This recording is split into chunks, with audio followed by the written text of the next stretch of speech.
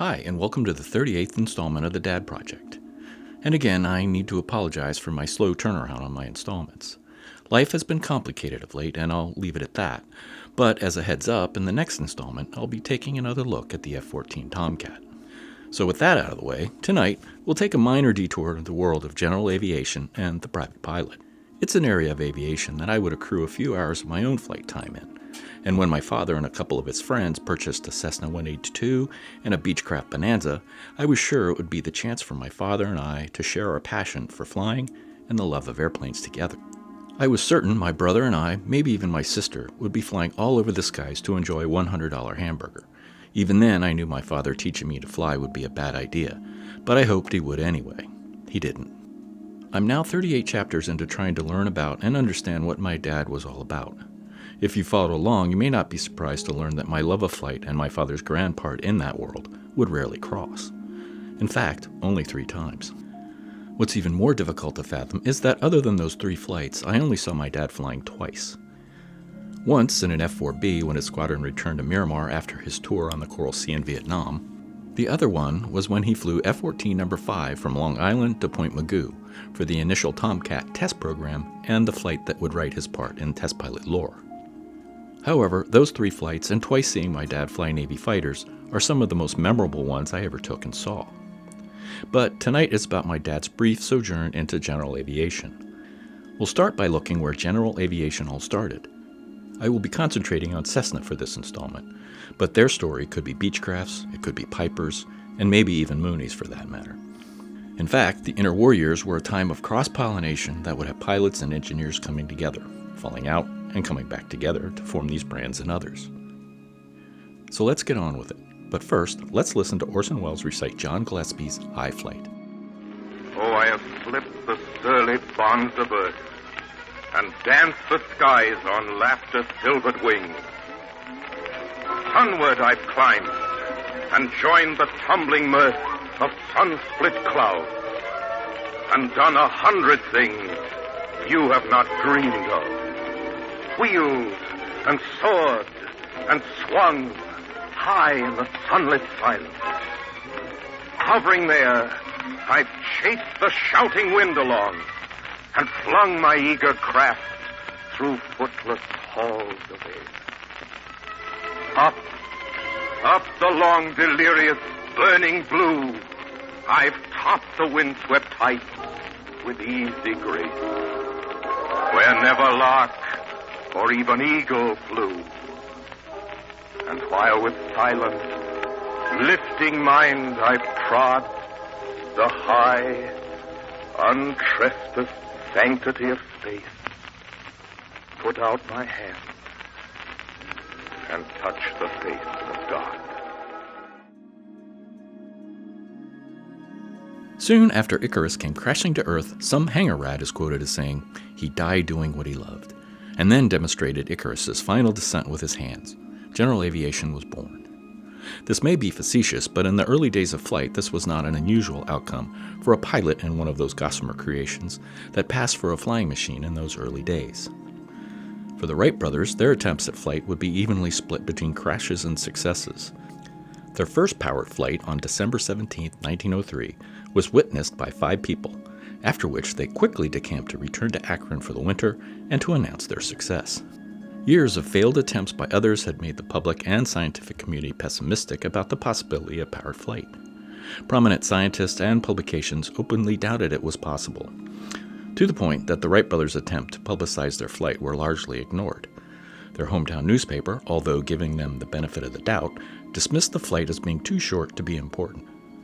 The brothers were so fearful of patent theft that they wouldn't reveal their machine to the public until 1908, when Wilbur made the first public flight in Europe on August 8th at a horse racing track near the town of Le Mans.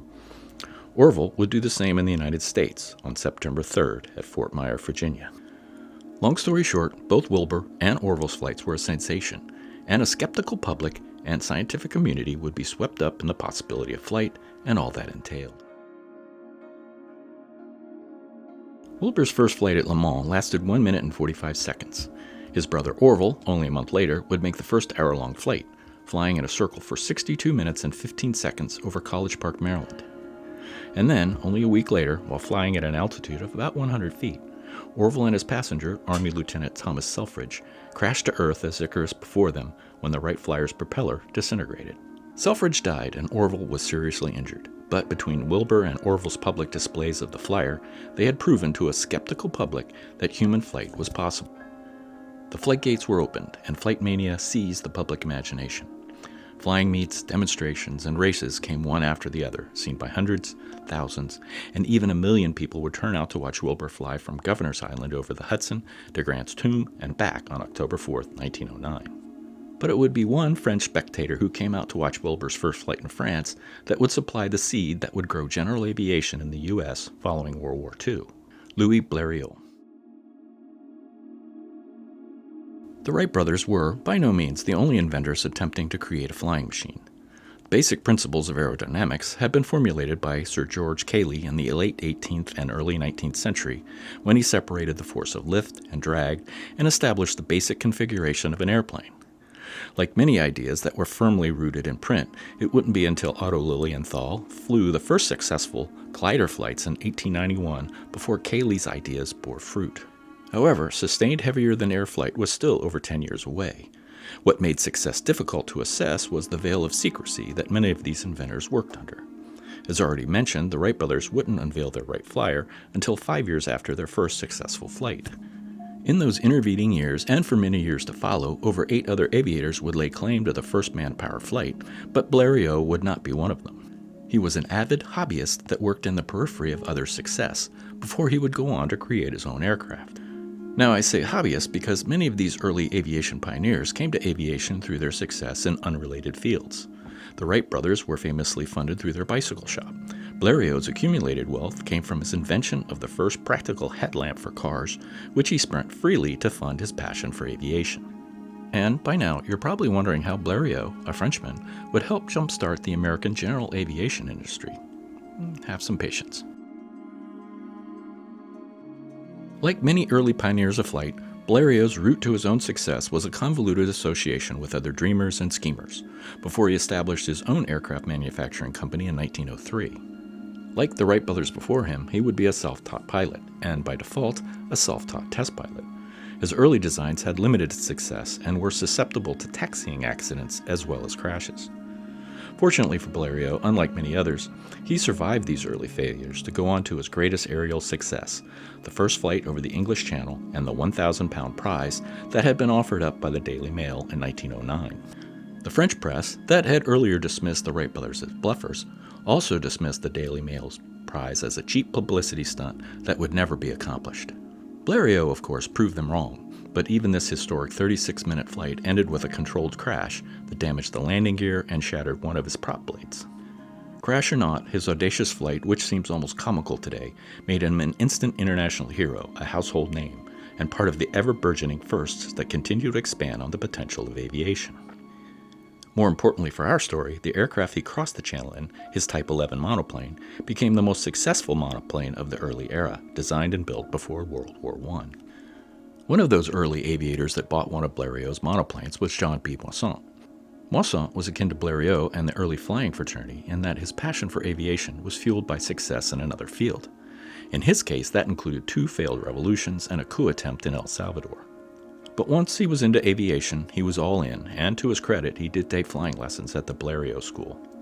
Amazingly, the 6th flight in his logbook was the first passenger flight across the channel in 1910, and he quickly established the Moisant International Aviators Flying Circus.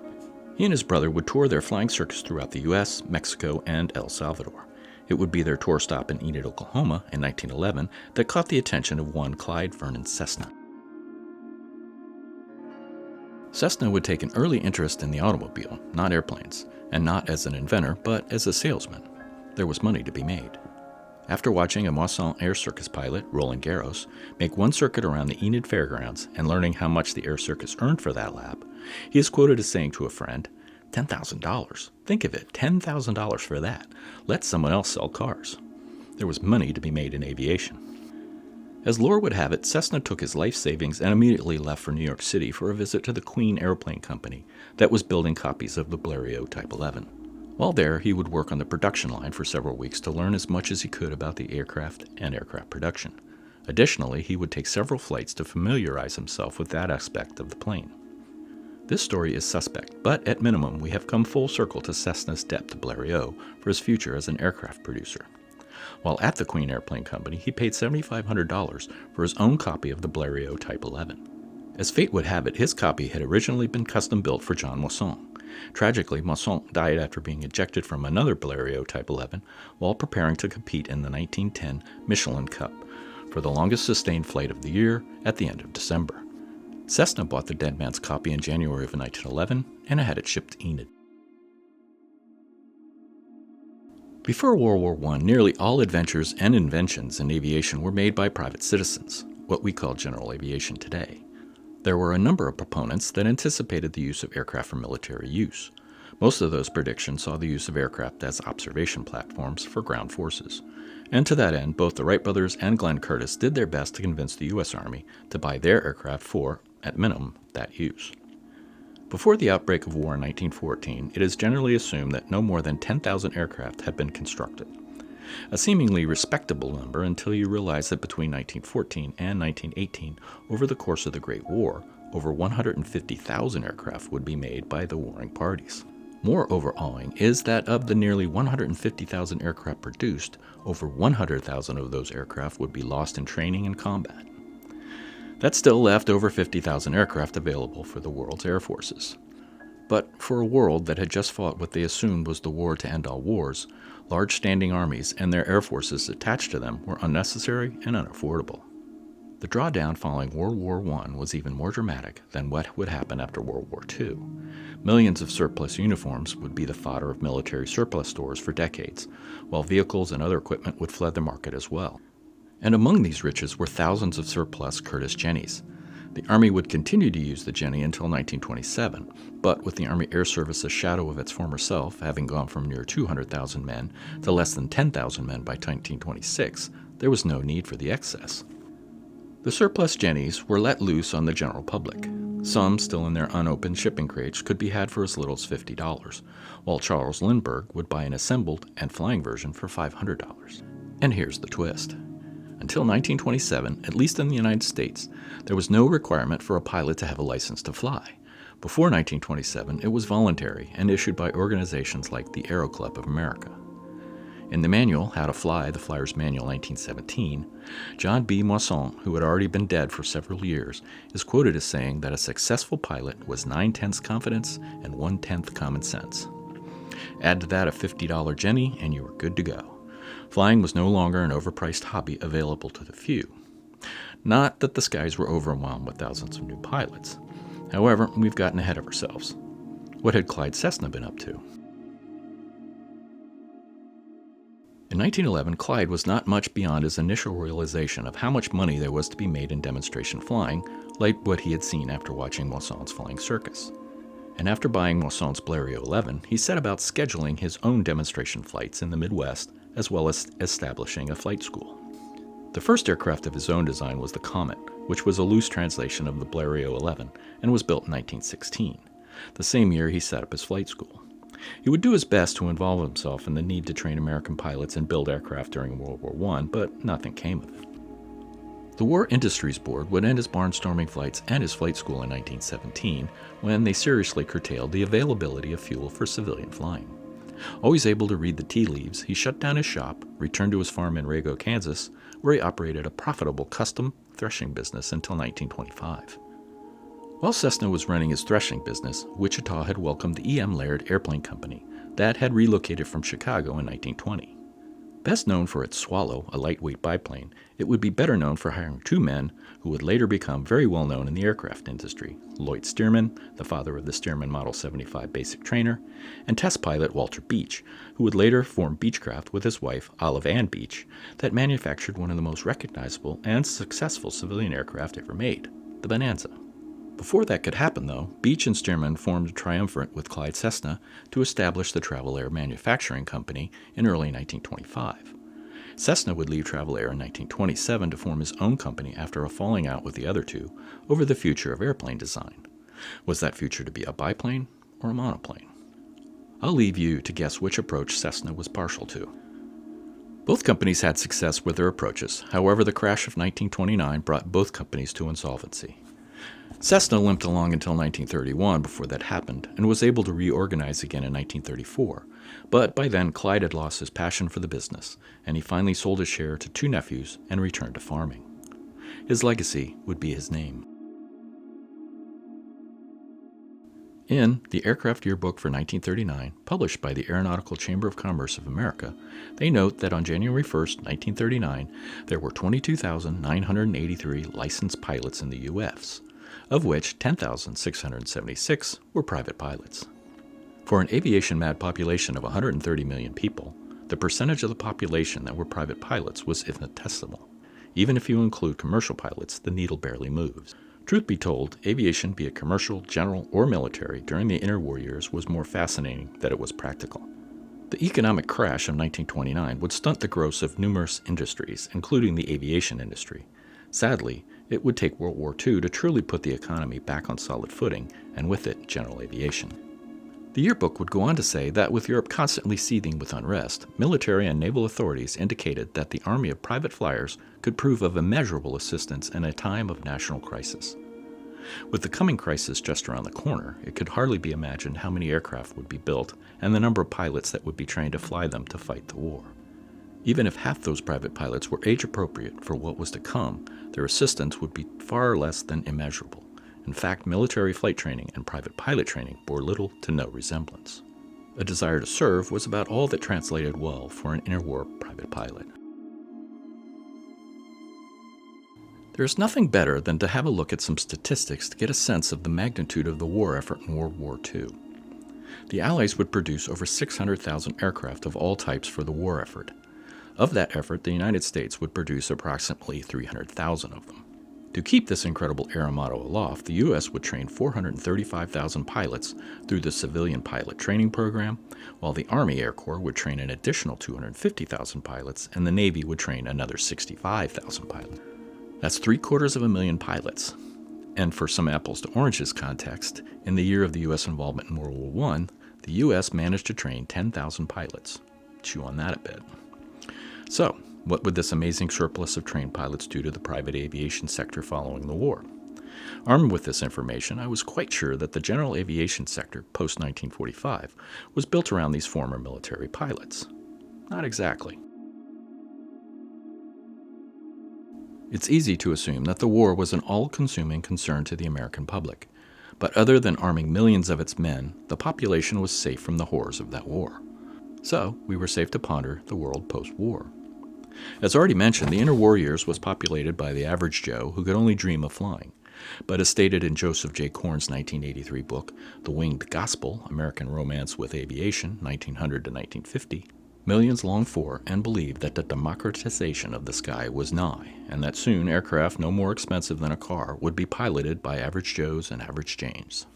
In one survey carried out during the war, it was reported that 39% of men and women had a desire to fly, while another survey published in 1945 said that 9 out of 10 people believed that many people would want to own and operate their own aircraft.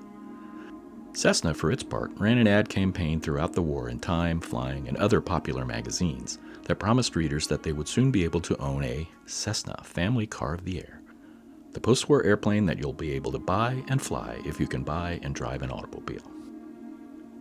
Whatever the case, how the 11 million men and women in uniform would transition back into civilian life after the war was of concern. The GI Bill did its best to reward those that served with benefits. Most, it is assumed, went to college on the bill, but flight training paid in full was also a benefit until it was canceled in 1948. Long story short, a combination of public perception, hundreds of thousands of military pilots, GI Bill trained pilots, hundreds of wartime airports, and a healthy economy led to a robust general aviation sector in the U.S. economy. Cessna, although falling short on its promise of the Cessna family car of the air, along with Beechcraft and Piper among others, would do their best to outfit those who longed to own and fly an airplane. As mentioned, in 1939, a scant 22,000 licensed pilots, both commercial and private, took to the air in the U.S. In 1980, the population of licensed pilots in the U.S. would peak at 820,000. Of which 360,000 were private pilots.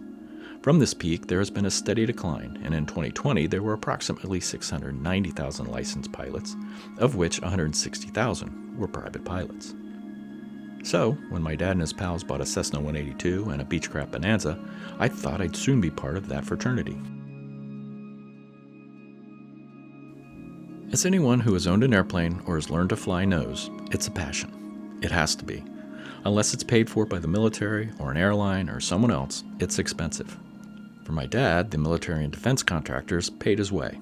For my meager 20 hours of flight time, my dad paid my way.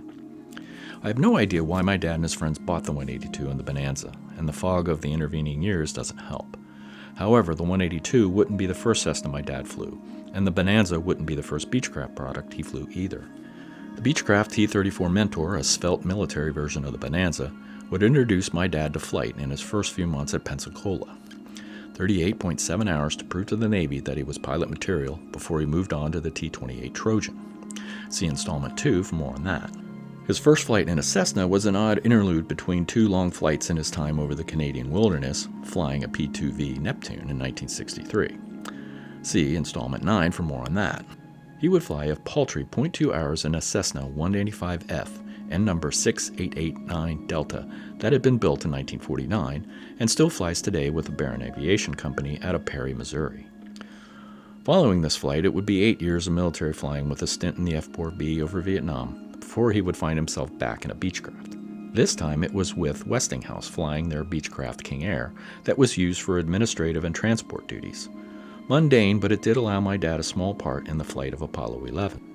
On May 17, 1969, he would fly to Cape Kennedy to deliver the Westinghouse-built black and white camera that would transmit the live feed from the moon and Neil Armstrong's famous first step.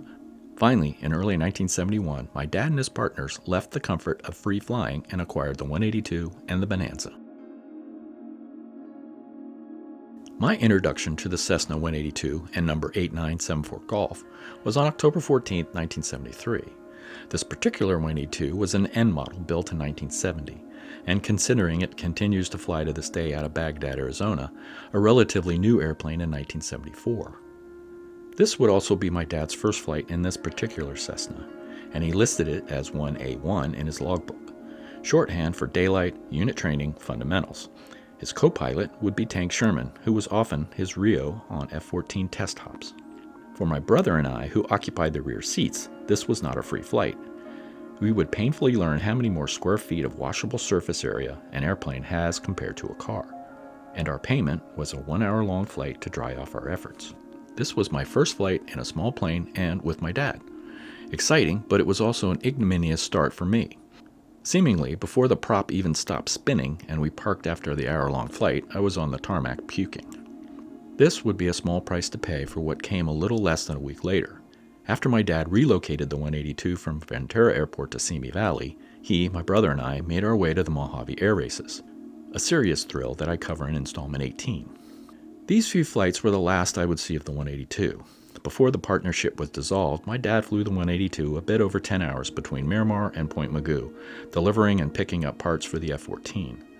My attempts to hitch a ride on those flights came up empty.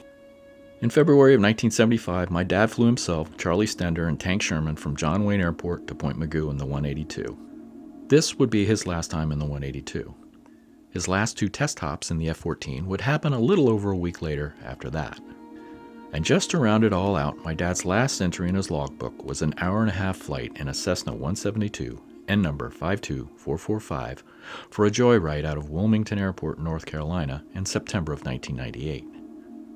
Cessna's dogged desire to build airplanes and to be part of aviation would allow my dad that one last flight to experience the thrill and enjoyment he had had over his 5,200 hours of flight time. And we'll end it there. So until next time, when we go back to the F-14 and my dad's time as a test pilot, thanks for joining me for the 38th installment of the Dad Project. I continue to tell the stories I had hoped my father would tell me, and I appreciate you all being along for the journey. So please subscribe if you'd like to hear more, and until next time, thanks for watching and enjoy what life has given you. Ciao.